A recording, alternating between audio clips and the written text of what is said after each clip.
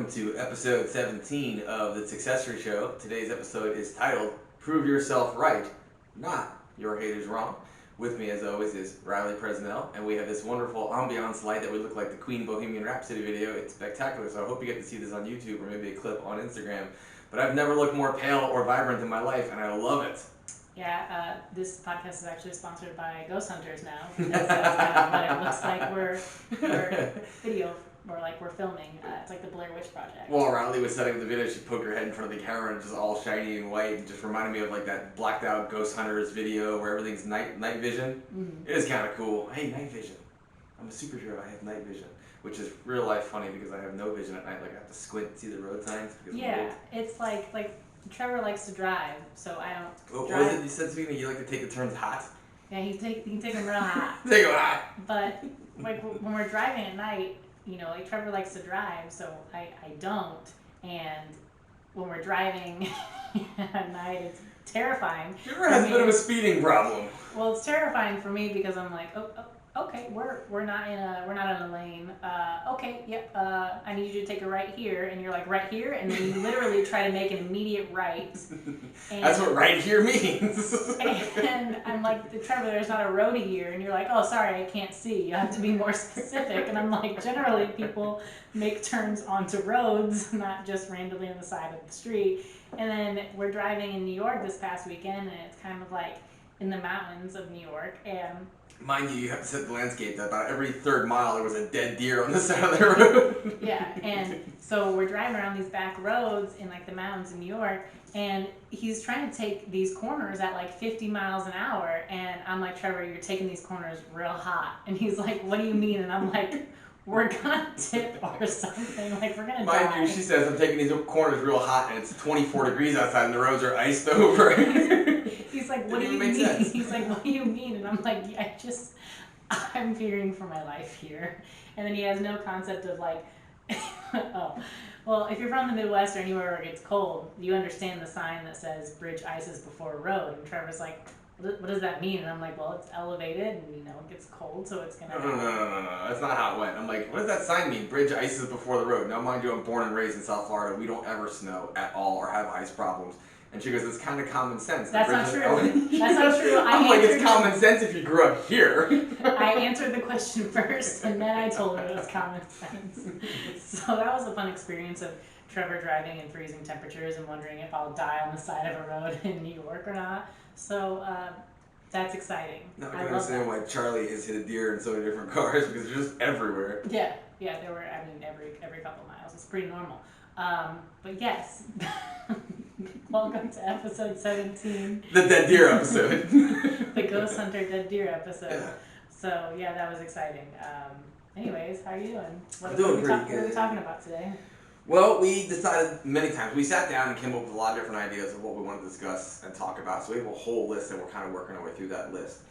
And something that comes up, especially with social media, is people are constantly posting, either looking for validation or posting to try and prove their haters and their doubters and whatever wrong. And it's just such a poor concept of training, because you should be doing this because you love it. Anything, not just training, but you should be doing it because you love it and you want to achieve it. It doesn't matter who your detractor is, or who doesn't like you, or who hates you on social media, or who wants to see you fail.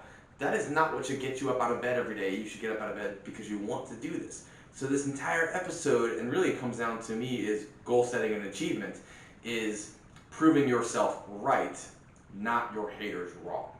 Yeah, I think that the social media landscape gives people a false sense of like what reality is a lot of the times. And with so many people that speak in absolutes on the internet, and if you happen to scroll through and you follow a couple different coaches and a couple different lifters and whatever, you're going to see a lot of different training styles. You're going to see a lot of different philosophies. You're going to see a lot of things that don't coincide with each other. And for some reason, people take it really personally if you don't do everything that they do. Like for a small example, if I thought that I had a hater for every person that didn't like conjugate, no one would like me. Like everyone hates on conjugate. So if I were to take that application and think, okay, anyone that doesn't like conjugate training is a hater of mine. And if they're following me because they hate me. If if that was the case, it would be ridiculous. Like, that's just a ridiculous thought to have. So just because I have like a different training philosophy, or I have different things that I like, or I have different beliefs than someone on social media in regards to strength training, it doesn't mean that that person has an opposite opinion of mine, that they hate everything that I do. Believe it or not, we can have different beliefs and all still get along and like each other.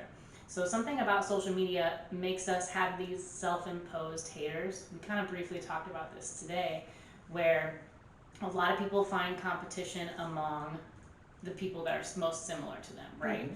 So if you're in the same weight class as someone and you have relatively competitive numbers with that person, you're relatively similar to that person, depending on how you decide to take that information, you can turn it into a self-imposed hater where you just assume that that person is in competition with you and trying to bring you down and hates everything you do and is watching everything you do, and you become really paranoid. Or you can probably take to that likeness and probably make a new friend with someone who is also a competitor that you may compete against eventually, but has a lot in common with you. And for some reason, people just really, really want to have haters more than they want to have friends. And it's most often self-imposed, at least from what I see. Yeah, almost always self-imposed hatred. The other person's like, I didn't even know I was supposed to be at war with you. I get it all the time. People are like, I hear you hate me. I'm like, at first, I don't actually know who you are. Sorry. But second, it's like, why would I hate you if you have never done something personally to me that I should hate you for? Yeah. I don't care if you're as strong. I don't care if you're stronger. And we had a conversation about this earlier. In regards to a mutual friend, when I see someone who's better than I am at something I love, when I was younger, I used to have that insecurity, oh God, they're better than me, and what's going to happen, people are going to find out they're better than me. And now I'm like, man, I got to go talk to this guy, I got to be his friend, because he knows things that I don't, they're going to help me be better at what I'm doing and help other people. So I look at every person who's probably better or more experienced or advanced than I am in a field, that it's going to be someone who's going to teach me and mentor me and lead me in the direction I want to be in. So I no longer look at it as like, oh man, I got to be better than them. Mm-hmm. It's what can I learn from them? And that's just, in my mind, that's how I look at my goal achievement, is what do I need to learn? Where do I need to go to do it? And can this person help me get there? Where someone who's a little younger, and I was probably very guilty of this younger. And when I was first coming into like strongman, I would see videos on like Facebook or YouTube of somebody who's competing that's like, oh my God, they're already 15 pounds stronger than me in the log press. What am I going to do? Mm-hmm. And it wasn't that. It was, it was psyching myself out before I even got to a competition or got to a meet. And ironically, one of those people, Corey Clark, was like 40 pounds stronger than me in log. And when we did compete head-to-head, I beat him in 4 out of 5 events. And I actually coach him now in powerlifting, which is kind of funny and ironic. But we became friends rather than enemies. And it could have been very easy that we were the same weight, same category, same everything. Same thing with Tony Montgomery. We were competing against each other, and he whipped my ass all over the place. And now we're friends, and we constantly learn from each other and has business deals together. It's just an opportunity to learn. It's less than it's an opportunity to hate. And no one truly wants to see you fail or hate unless they really don't like you. And it's unusual for that to actually happen unless you've had a personal interaction with that person. The internet can be skittish and they can, say what they like or say what they do because everyone feels comfortable behind a keyboard. But people don't treat each other like that face to face. They treat each other very different. And it's dangerous motivation because you become fixated on proving that person wrong instead of fixated on what is your goal, what should your behavior be, what you need to do to achieve that, what you need to learn. And maybe in some cases the internet's not wrong. If you're constantly training in straps or squatting high or not pausing your bench or your ass comes up, that's true. They're actually trying to help you. Yeah, that's not a hater. They're not a hater. Sometimes they're shitty in how they say it. We always talk about that, be helpful, don't be an asshole, and don't be a dick. You can do that without being a dick. But that person is legitimately letting you know before you get to the contest that that's not going to fly when you get to the contest. So a hater would be someone who just shuts up and says nothing. Like, their ass is off the bench, and I'm not going to tell them. I'll watch what happens on meet day. That's a hater. Yeah. And you don't have to prove that person wrong. You don't have to prove anything. But if they're right, you could listen and learn.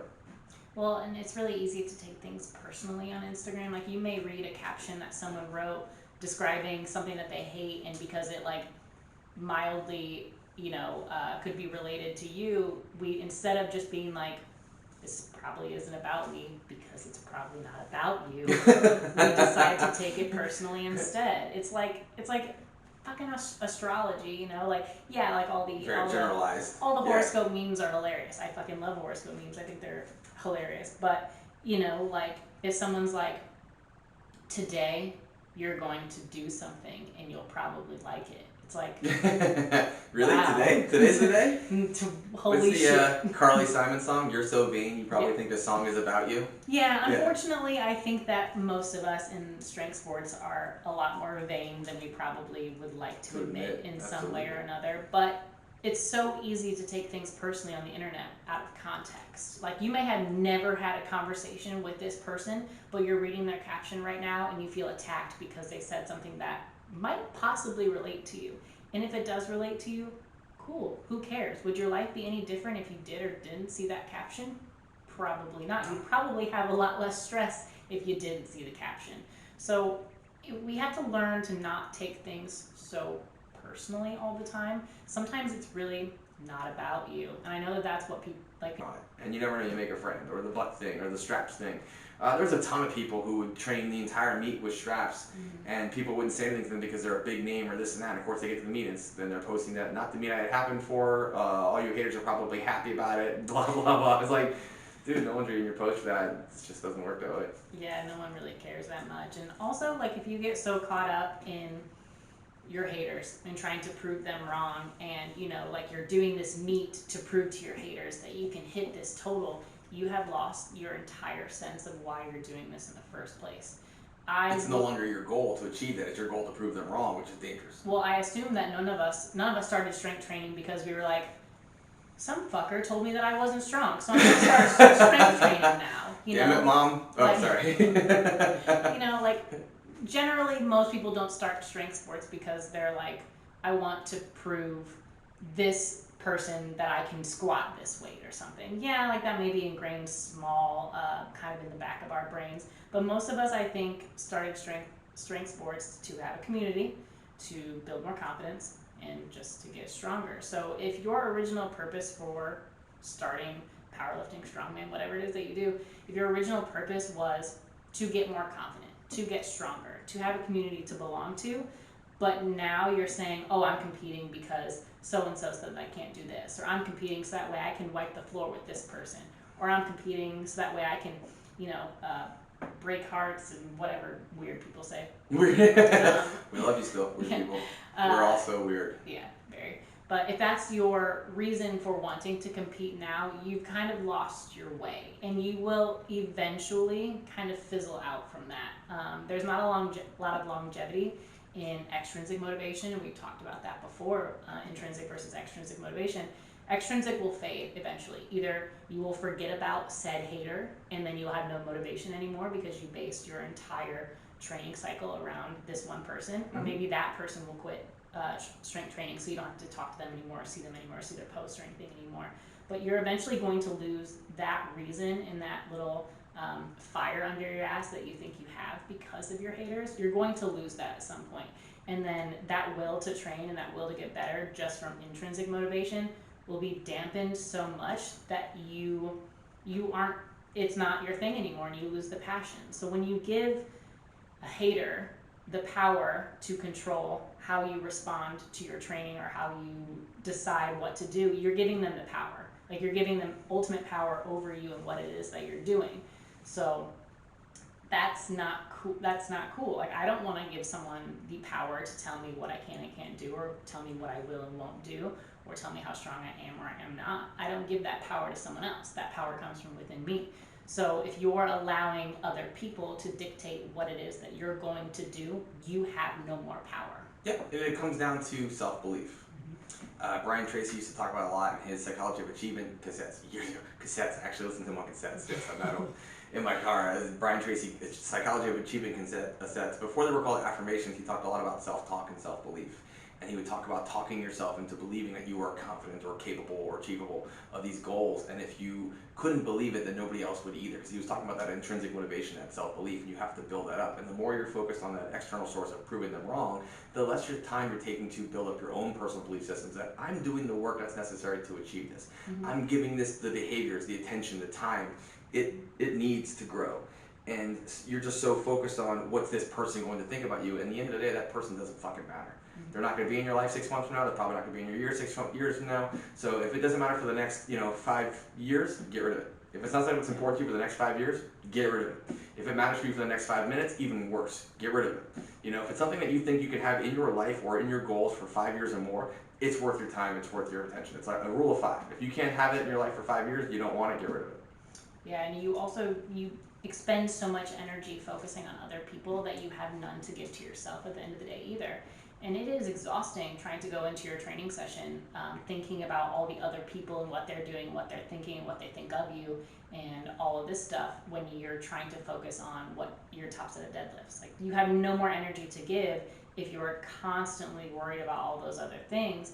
You can't even focus on the task at hand. I talked about this today in my story with like compartmentalizing and how a lot of people struggle to leave any of the stress at the door. Once you walk across the threshold of the gym, you should be leaving your stressors behind, which is really, it's a lot easier said than done, because a lot of us tend to suppress and ignore the stress and feelings that we have throughout the day. So when you go into the gym, and if you're training alone, or maybe you have your headphones in or something like that, you're kind of left alone with your thoughts. And then that's when people start to think and dwell on those things that are happening, and then you're not focused on the task at hand anymore.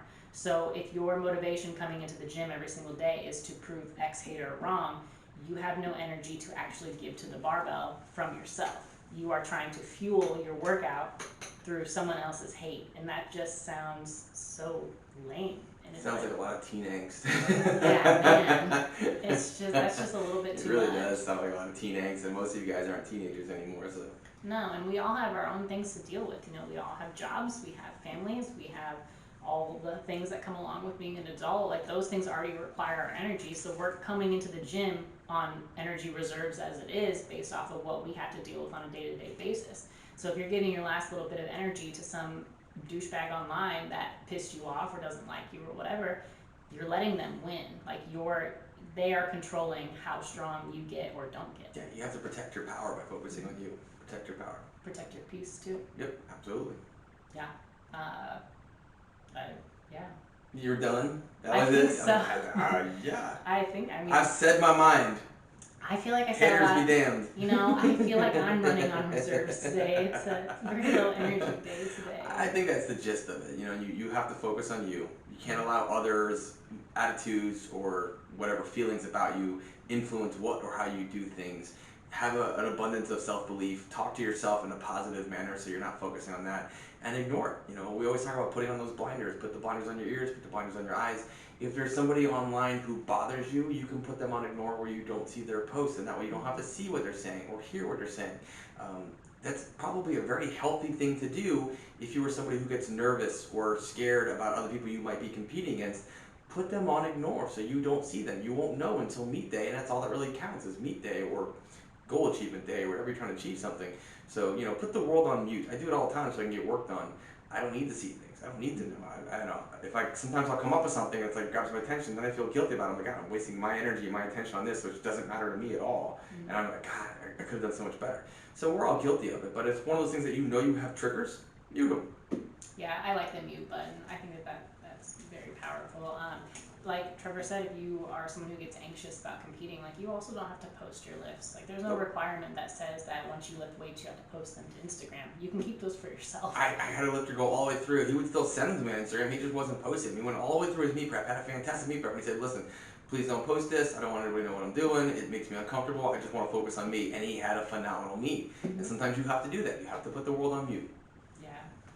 I think that more of us would do better to focus on ourselves. And it is really hard when social media is such a big aspect of it, but social media is just a means to be social.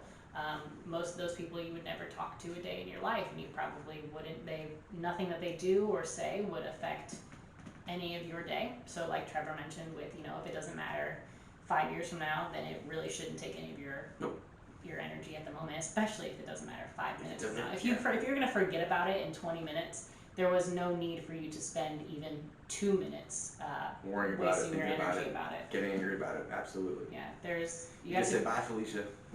Exactly. You have to be a little bit less reactionary to what you see on the internet, a little bit less reactionary to what people are saying or doing, and Focus a little bit more inward. That's what Paul Louis likes to say. Focus inward. My innards? No, inward. Innards? No. No, fine. We'll end it there then. So Click like if you support innards. Innards. click like if you think Trevor's a nerd. If you poop and wipe standing up, click like. I poop and wipe standing up. Riley claims to not poop, so she's out of this discussion. But you know, stand. I stand for something. It's called wiping. Now, I may not poop, but I It's even hard for do. us to say the word. I do inspect the wallpaper and or tile in the Right. bathrooms just to make sure they're up to code. Absolutely. So- Code inspector. If I have to go anywhere, I'm just gonna say, you know, I gotta inspect the wallpaper. Yep. And Trevor's like, you know what? You go do that. I support you. Here's some wipes. When you're done, you can stand. I'm not standing wiping. Okay, that is the end of episode 17. So thanks for tuning in for another episode. You will catch new episodes every Tuesday. If you want to follow us on Instagram, you can follow Trevor at Jackie Strength, and you can follow myself at Riley Presnell. We release them every Tuesday. I just said that. We put them up on YouTube, so if you just search Trevor Jackie on YouTube, you can find the video version where you will see this lovely lighting, how pale I am, translucent, vibrant, what have you. Vibrant. And if you would be so gracious to leave a 5-star review on your respective podcast hosting platform that you use to listen to our velvety soft voices, that would be great as well. I have a face for radio. I think you're beautiful. Oh, thank you. You're welcome. Okay, bye.